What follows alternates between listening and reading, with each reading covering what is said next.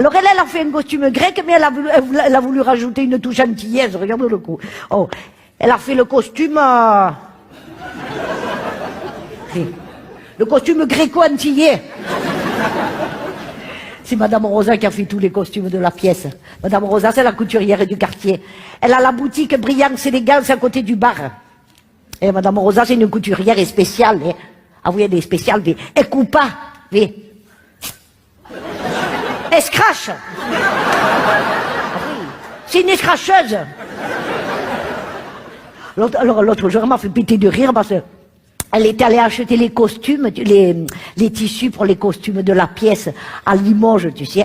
Alors elle me racontait son voyage à Limoges. Alors elle, comme elle est pieds noirs en plus, quand elle parle, on dirait un moulin à vanne, tu sais. Aïe, ce voyage à Limoges, il nous a porté la schkoumoun. Ah non, Madame Rosa, c'est une tragédie ambulante. Aïe, le malheur, il a commencé dans le train. Quand on a pris le sandwich, ma parole, le sandwich SNCF, il y a tellement rien dedans. Tu te dis, pendant la fabrication, ils étaient déjà en grève. Alors, bien sûr, alors, déjà,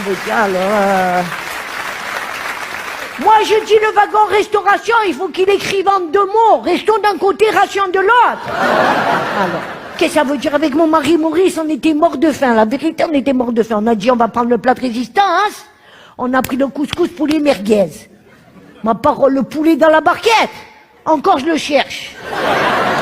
C'était un petit poussin. Même pas, il était décongelé. Je lui mettais la merguez dans le fion, on aurait dit un sorbet au poulet. Alors, qu'est-ce que ça veut dire alors? Qu'est-ce que ça veut dire alors? Qu'est-ce que ça veut dire?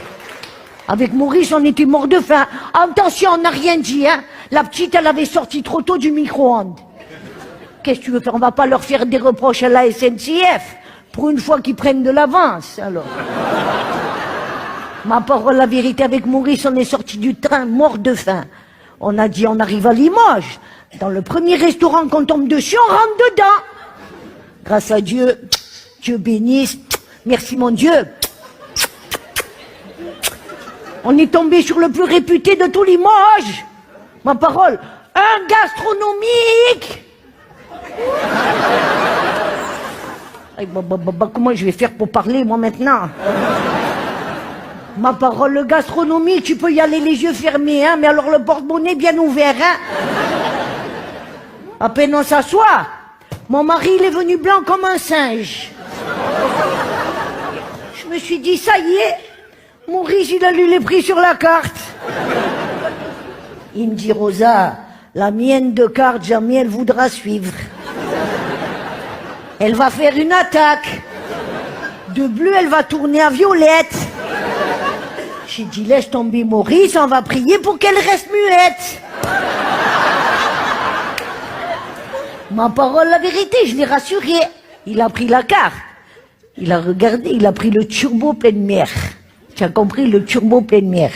J'ai dit, Maurice, tu n'es pas dans ton assiette. Turbo pleine mer, tu n'es pas prêt de manger, hein? À Limoges, le temps qu'il trouve le chalutier. Alors finalement, il a pris une farandole de crustacés sur son lit de légumes oubliés. Tu as compris? Quand le serveur il a enlevé la cloche, j'ai bien vu qu'il avait oublié les légumes. Alors, qu'est-ce que ça veut dire? J'ai dit, jeune homme, rapportez-moi cette cloche, c'est pas possible, il y a des légumes, ils sont restés collés dessous. Ou alors c'est entre la cuisine et la salle. Vos légumes, les pauvres, ils se sont fait bouffer par les crustacés.